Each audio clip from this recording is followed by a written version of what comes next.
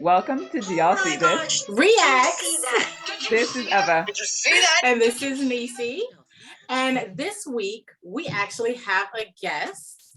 We are going to be introducing Arye from the Geek Salad podcast. Hello, welcome. Hiya. What's going on, y'all? How y'all doing?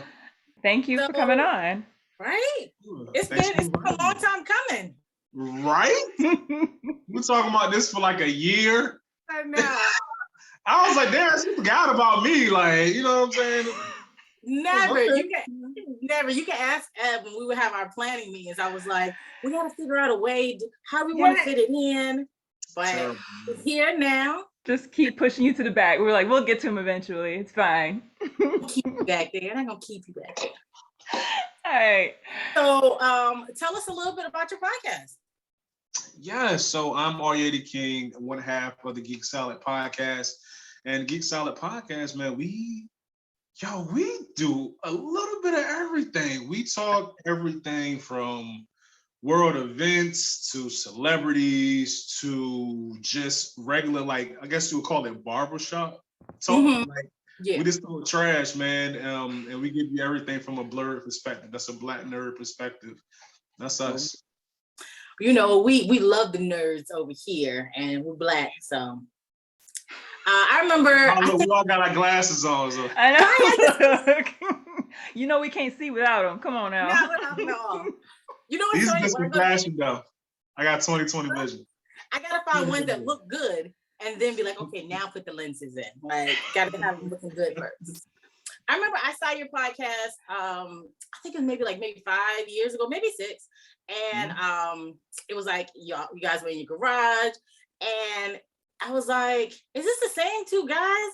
I was looking. I was like, "They did, yeah, your dreads and came in flourishing." What's your host? Your other host is it G? I think you guys started calling him the bearded one or something like that. G, the bearded one, yeah, best voice in the game. Like everybody's over there flourishing in their growth. We do our thing, man. We do our thing. We did change the format up a couple of different times, man, but our goal is just to keep getting better, episode by episode. That's what it always is, right? Mm-hmm. So on this episode, we're actually talking about heroes, and we wanted to start with a little icebreaker with you and ask you, who is the first Black superhero that you can remember? First Black superhero that I remember. It's probably John Stewart, Green Lantern. Really? Yeah, that's the first one. That's the first one to come to mind. Because I remember watching Justice League and Justice League Unlimited like in the late 90s, early 2000s. Mm-hmm. That was my love. That to this day I still watch it from time to time. But like that whole his character is like so us, you know what I'm saying? Like he don't take nothing from nobody. Yeah. And I really love that about his character. See, I remember when I first heard about Green Lantern, I was an adult. I had a very sheltered childhood. So as an adult is when I found out about Green Lantern. And then later on, I went back and I was like, what? There's a Black one? How come I don't know about him? Like 8 of them that's like on Earth for some reason. It's like 8 different Green Lanterns on Earth. So, I don't know why, but it is what it is. Evan and I were talking about ours, and it ended up being the same one. And I think a lot for Black women, this is our first one, was Storm. And not like the Halle Berry version now. Real one. Look, hold on, man. Holly did her thing, man. She did with what she was given. Yeah, it was more so, Fox Studios. They messed up a few of those X-Men movies, so it ain't her fault. They did. I can't put it past them, but I just feel like she could have did something better. So while we're talking about Storm, so one of my favorite iterations is actually a fan film by Maya Sokora. And it's on YouTube. I know, but it is so good. Like she's so punk, and it's like the original Storm, like when she was like just powerful and punk, and it's a great little fan film, a great little tribute. But for like you said, for us growing up, like Storm was it. Yes. She was strong, she was black, and she was strong in her black. Like it was Listen, just being like a kid, like in the early '90s, just watching the X-Men animated series and just Yes. hoping yes. one time, like I don't know, maybe it's like they're in a battle or something, but somehow the clothes just like come off, like what I'm saying. I was like, this young curious kid. I was like, I just want to like her and Rogue, because Rogue was like crazy too. I don't Like know those what it was artists, about like they was Rogue. No, really, it was the accent, I think. It was the accent. It was something yeah. like Rogue was like, I felt like I knew Rogue. And I think we all grew up watching that X-Men like on TV. It was like either after school or whatever. It was just a perfect placement of when we could see it. It was just like, I can hear it now. Dun, dun, dun, dun, dun, like it's in my head. So we're talking about comics and our favorite superheroes. We actually saw Naomi come from just a it was just I can't remember now. It was like not a blurb, but it went from the origination to full on. It's now on TV in just what 2-3 years. It wasn't that long. Yeah, I know. Because I didn't, fortunately, I didn't get to watch the whole like season of the show, but I'm kind of familiar with the character from the comic books. I want to say it was Brian Michael Bendis that wrote the show. I mean, wrote the comic book. But yeah, it hasn't. Naomi hasn't been out that long. It's only been like 2 years, 3 years, something like that. So we decided we want to make this like a full review of what you have seen. And it will be a little spoilerful. Unfortunately, Do Y'all See This is a spoilerful podcast. So anyone who is unsure of whether or not they want to go ahead and watch, let you know now, we're going to tell it all. So first question, did you like it? From what I saw, I liked it. I only saw like the first few episodes. It was, okay. I like it. Be honest. For what it is, because it's a CW show. And like, those CW shows, they get so overtly melodramatic. You know what I'm saying? And it's just like, but it's like, it's a black show. So I'm willing to give it more grace than say like The Flash or like Arrow or something like that, because it's us. You know what I'm saying? Yeah, it was straight, man. It had its moments. But yeah, it's just some CW shows, man. Like, it's like, to me, Black Lightning was like the best. Oh, yes. Love Black Lightning. I'm like, I asked you to be honest, so I'm gonna be honest. I watched it because she was black. Yeah. That I watched it. I wrote it out when I didn't like stuff because she was black. And I honestly feel like with a lot of our shows, we get one season and done, which, as everyone here now already knows, that's what we got here. She's not coming back for a second season, but I felt like I would at least watch so that it would be like, okay, I gave it its chance. And I think a lot of the times, especially with the CW shows, the second season is where they really let the characters flourish a little bit more. I feel like they were doing a lot in this season. And I feel like they may have did that because they knew they may not get a second shot. Because when I say they were giving us every character had a backstory, and we knew what they did on the 3rd and what they did on the 5th and what they were doing at 7 a.m. Like, it was a lot of exposition for every character. I feel like I would have liked the second season better. I feel like they had potential to go somewhere. What you think, Ev? So that was very generous review. I also went into it. First of all, let's talk about like when we're talking about potential, the anticipation for the show. As soon as I saw the previews to the show, I was like, oh, that's my show. I'm going to be all in it. It's going to be amazing. I'm so excited. So then when I actually started watching it, that first episode was rough. Like, okay, we want to support, but we have to acknowledge that this was probably not a show that was going to get a second season. I'm sorry. The acting Teamwork. was really, it was Batman, not. was it Batgirl? Yeah, that one should not have gotten a second season, period. It shouldn't have gotten through the first season, let's be real. But this one, just the first couple episodes, like you said, we got to give it the CW melodrama, and Yeah. it does that coming of age thing. We wanted it to be great. And it did have that potential. You have to take into account it was like the third most watched season premiere on CW for a Premiere. long time. Yeah. And but then the watchership fell off 40%. It was not great. I wanted to like it more than I did. And I Mhm. think you said that, Arye, there were moments where it was really good and it just felt like it was going somewhere really interesting. Yeah. It just didn't. My answer is that it's going to be no, unfortunately. It's just a I'm definite sorry. I no. want to like it, but yeah, If it got no. renewed, would you watch the second season? Yes.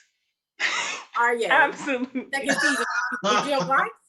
Oh, so you would have gave the second season a I chance would have. to see if they could get it together. I'm surprised. I know, but I would have tried. I would have left it on the DVR. I would have. They would have got that watch for the DVR. Fam, I just can't with the CW shows no more. I look Yeah. when Arrow first came out, I watched like the first 5 seasons of that. I watched the first 4 or 5 seasons of Flash. But something happened like around 2 years ago. It's Mm-hmm. like HBO Max came out and they started doing their, like Titans and doing their like a more like gritty series. Yeah. And once I got a taste of that, I was just like, nah. Correct. Nah, I can't go back to the whole. Oh, Gary, it's okay. You Stop. have saved the No, day. that is Like all of this like, yo, I hate that. Like I hate it. Now, see, It is the I'm gonna disagree with worst. you here. I'm gonna disagree with you. Okay, Barry, maybe, but the Arrow, they did something. It got me during the pandemic. They did something where he started killing people. Like he was full on murdering people, and so it was like, I missed that. I come on right before he started doing that. I was like, so we just murdering people, shoot them through the ass? Like Valentine's Day episode was murdering people through the hearts. I was like, oh, so we serious? Okay, I'll keep watching. I'll watch. I need violence. I need violence in my show. It's got to be a little gritty. It's got to be a little gritty. Yeah, just a little. So bit. we veered off a little bit, but staying with Naomi, we wanted to. Did you notice the callbacks for Superman, and did you at least like that part when they they actually had him in it, which makes me think they were going to have him the second season probably, and because normally they don't touch the other crossover series for at least a season or two, which is another reason I think that they knew they weren't coming back. I am actually going to disagree with you because if you watch a little bit further in, I'm sorry, they went into the multiverse and I was like, oh, they're trying to make themselves part of the Marvel universe? Okay. Did you like that? Oh, you didn't see that. Arye, you didn't see that, did you? Not well, because they kind of did it in the comic books too, because I think originally the character is in like a universe where like Superman is like a comic book character or something like that. Uh-huh. But then like they cross over to like another universe or something. So. And that for me was the weird aspect here because they had it where she was a fan of Superman, but then and he came there. And then they started doing this thing later on in episodes where it was like, but superheroes aren't real. This isn't a real thing. And I'm like, you got video proof of him being in town. Like, what are you talking about? And we noticed something that was, for me and my superheroes, I like flaws just a little bit. It doesn't have to be wild and crazy. I don't need them to be borderline villainous, but I feel like they made her too perfect. Like she was a nerd, a skater. She was in STEM. Like she did everything. She was online. She read every book. She was quoting Thoreau. Goody. Yeah. Like no edge at all. Nothing. And it was just, it wasn't a real teenager for me. Maybe because I'm old now, but I just feel like teenagers. You know what though? she was one of them girls that like in high school was like straight A's and was like on the debate team.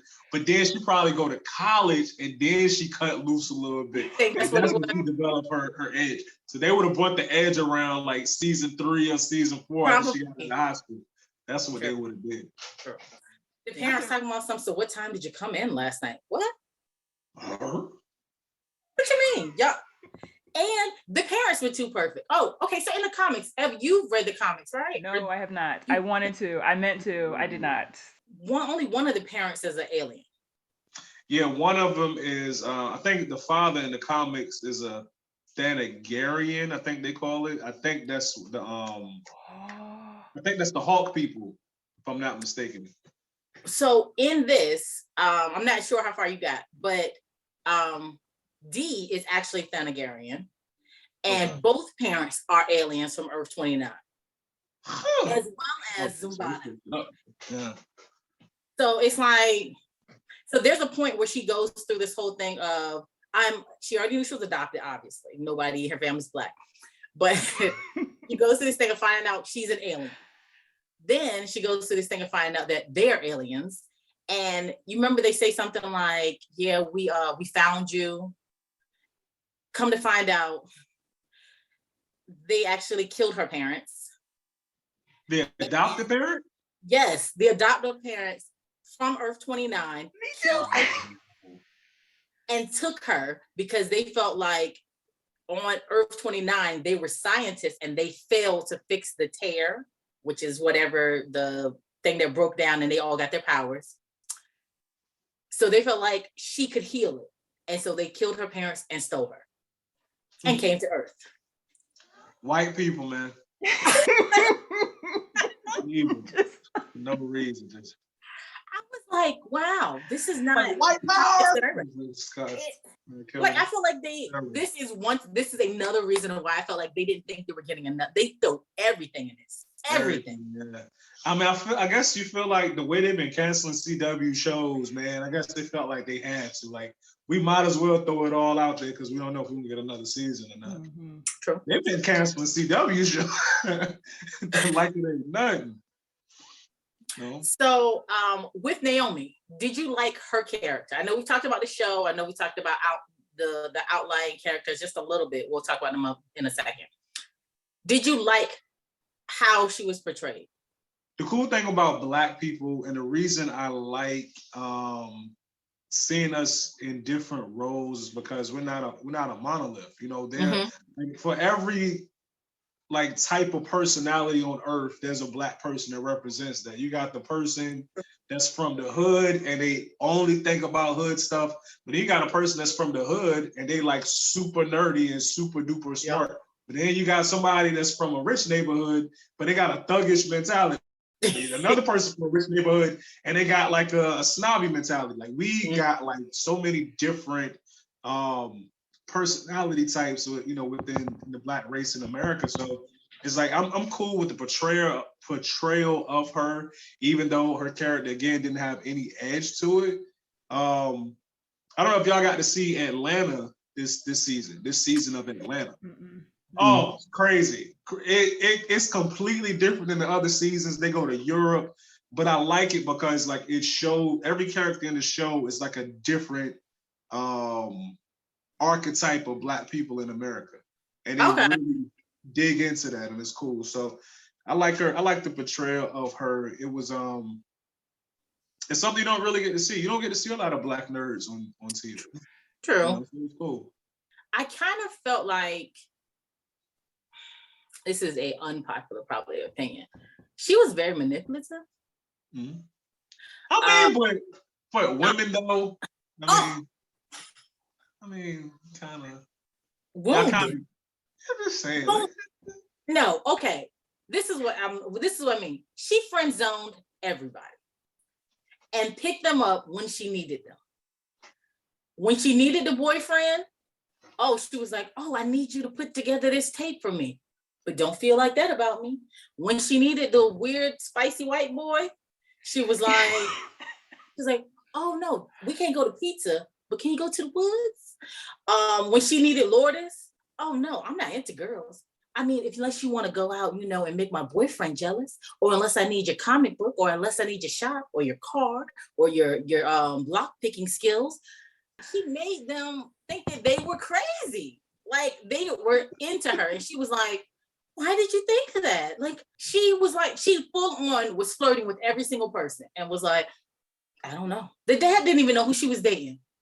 Y'all remember that? The dad was like, "Oh, who we dating this week?" What do you mean? So, and what you was thinking?